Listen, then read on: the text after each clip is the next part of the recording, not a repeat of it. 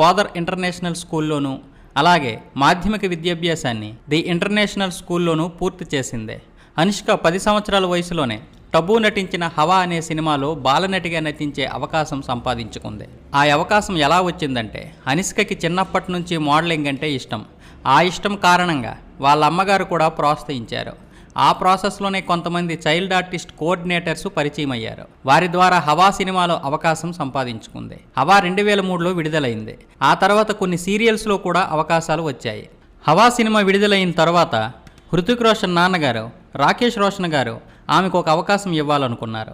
ఆ సినిమా పేరు కోయి మిల్ గయా. అందులో హృతిక్ రోషన్ హీరోగా నటించాడు. ఈ సినిమా కూడా 2003లోనే విడుదలైంది. ఆ తర్వాత మరికొన్ని హిందీ సినిమాల్లో చైల్డ్ ఆర్టిస్ట్గా అవకాశాలు వచ్చాయి. అదే సమయంలో మన పూరి జగన్నాథ్ గారు పోకిరి సినిమా తర్వాత అల్లు అర్జున్తో ఒక సినిమా తీయడానికి ప్లాన్ చేసుకున్నారు. హీరోయిన్ కోసం వెతికిలాట ప్రారంభించాడు. పూరి జగన్నాథ్